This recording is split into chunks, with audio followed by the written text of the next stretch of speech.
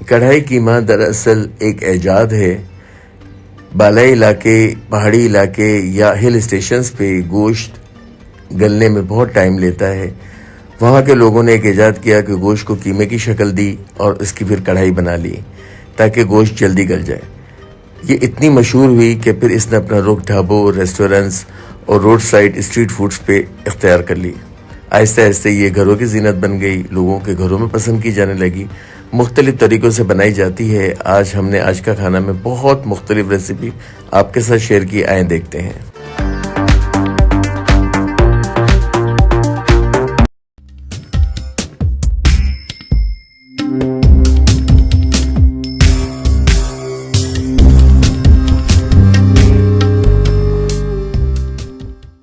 السلام علیکم، آسان مزیدار لذیذ آج کا کھانا بھی طارق داؤد، اور آج کا کھانا بھی طارق داؤد میں میری پسند کی بہت زبردست ریسیپی ہے قیمہ کڑھائی، بیف قیمہ کڑھائی۔ مل کے بناتے ہیں کچن میں، آ جائیں کچن میں۔ چلیں بسم اللہ الرحمن الرحیم کے ساتھ آ گئے کچن میں، اور آج جو میں یہ قیمہ بنا رہا ہوں، یقین مانے یہ میرا اپنا بہت فیوریٹ ہے، اور جس کو کھلایا، جہاں بنایا، اس نے اپنی ایک پہچان بنایا، کیونکہ یہ ایک بہت الگ فیل کے ساتھ قیمہ ہے۔ اور ہم بنا رہے ہیں آج بیف قیمہ کڑھائی، اور بیف قیمہ کڑھائی آپ مٹن کے ساتھ بھی بنا سکتے ہیں۔ یہاں پہ میں نے آدھا بول آئل لے لیا، کیونکہ اینڈ میں تھوڑا سا مکھن بھی جائے گا۔ یہاں ½ kg میرے پاس ہے بیف کا قیمہ۔ بیف کا قیمہ جو ہے اچھا سا بغیر روغن کا ذرا سا موٹا کٹا ہوا قیمہ لے لیں تو بہت اچھا اس کا ایک فیل آتا ہے۔ اب ہمیں کیا کرنا ہے، کیونکہ یہ بہت ایزی ریسیپی ہے اور 1 گو میں بننے والی ریسیپی ہے، کیونکہ آپ کو ہمیشہ بولتا ہوں کہ میں کسی بھی قیمے کو بہت کوئی بھونتا بھانتا نہیں ہوں۔ بھونتا بھانتا سے مراد ہم لوگ یہاں پہ قیموں کو پانی ڈال کے چڑھاتے ہیں، ابھی دیکھیں ڈالتے ہی قیمے نے اپنا پانی ریلیز کیا ہے۔ میرا پہلا کام تو یہ ہوگا کہ اس کا پانی ڈرائی کروں اور اس قیمے کو بہت اچھی طرح سے فرائی کر کے سرخ لال کر دوں۔ اب یہ دیکھیں قیمہ چپکنے لگا، بالکل ڈرنا نہیں ہے، کیونکہ یہی خوشبو کسی اچھے قیمہ کڑھائی کے لیے مجھے جو ہے یہ ٹماٹر اور مسالے جائیں گے، یہ سب چھوٹ جائے گا۔ اس سے اب ہمیں جو ہے کیا کرنا ہے، تیل اوپر آ گیا اور یہ اچھا خاصا جو ہے چپکنے لگا ہے۔ میں اس میں شامل کر دوں گا اپنے ٹماٹر، جتنے قیمہ ہو اتنے ہی ٹماٹر لیں۔ میں نے یہاں پہ تقریباً ½ kg سے تھوڑے کم لیے ہیں، مگر ½ kg قیمے کے ساتھ ½ kg ٹماٹر جائیں گے، اور ساتھ میں ہم اس میں شامل کریں گے ادرک لہسن کا پیسٹ۔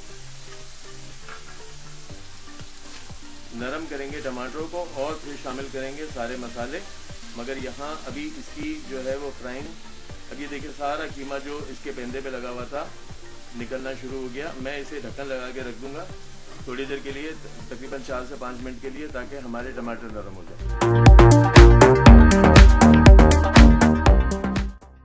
چلیں دیکھیں ٹماٹر نرم ہو گئے، اور کیا کرنا ہے، میں نے کہا تھا کیونکہ 1 گو میں جانے والی ریسیپی، آئل آپ کو ہلکا ہلکا نظر آ رہا ہے۔ یہاں 1 ٹیبل اسپون کٹا دھنیا ہی اچھی فیل دے گا۔ یہاں 1 ٹیبل اسپون کٹی لال مرچ، کلر کے لیے اس میں شامل کریں گے 1 ٹی اسپون پسی لال مرچ، ہلدی ½ ٹی اسپون، کٹی کالی مرچ ½ ٹی اسپون، دھنیا پاؤڈر، گرم مسالہ powder ½ T spoon, salt 1 table spoon. اور اب ہمارا بس یہ کام تقریباً ختم ہونے کو ہے، کیونکہ صرف کلر لانا ہے اور ٹماٹروں کو مزید پیسنا ہے۔ تھوڑا سا اسٹیج پہ جو ہے نا کھڑے ہو جائیں، تاکہ ایک بار اچھی طرح اس کا آئل باہر آ جائے تو آپ کا جو ہے وہ قیمہ ڈن ہے۔ اس طرح بھون کے، اور اسے مطلب چاہیں تو مزید بھی بھون سکتے ہیں، مگر ہلکا شوربہ ہوتا ہے تو تندور کی روٹیوں کے ساتھ بہت ہی زیادہ مزہ دیتا ہے۔ ایک بار میری ریکمنڈیشن پہ ضرور بنائیں۔ اور یہاں پہ 1 ٹی اسپون کسوری میتھی، اور ساتھ میں یہاں ہی شامل کر دیں گے ہرا دھنیا۔ یہ حسب ضرورت آپ کو جتنا اچھا لگتا ہے، مجھے بہت اچھا لگتا ہے۔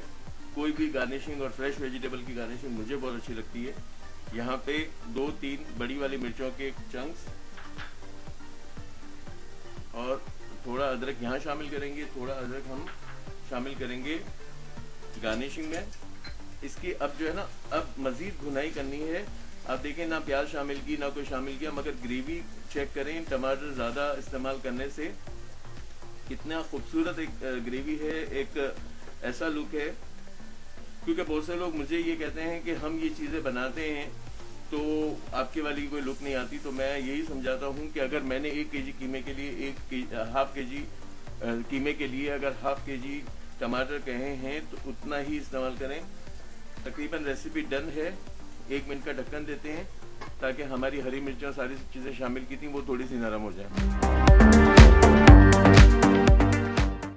2 منٹ کا ڈھکن اور دیا کہ صرف جو ہے چیلیز کا کلر چینج ہو جائے. اور میں نے اسی لیے چیلی اینڈ میں ڈالی تھی تاکہ اپنا تیکھا پن شامل نہ کرے. آلریڈی جو ہے پیسی لال مرچ, کٹی لال مرچ, جو کالی کٹی مرچ کے ساتھ یعنی کہ 3 طرح کی مرچیں ہم شامل کر چکے تھے. یہ ساری چیزیں صرف لک کے لیے اور شو کے لیے ہے تاکہ جو ہے وہ گھر میں کسی کو یہ تیز نہ لگے. آپ دیکھیں الحمدللہ اور ماشاء اللہ, میں کہتا ہوں بس اس کو جو ہے زیادہ کہیں گے تو شاید میری نظر لگ جائے گی. اتنا خوبصورت اس کا فیل, لک اور سب کچھ ہے.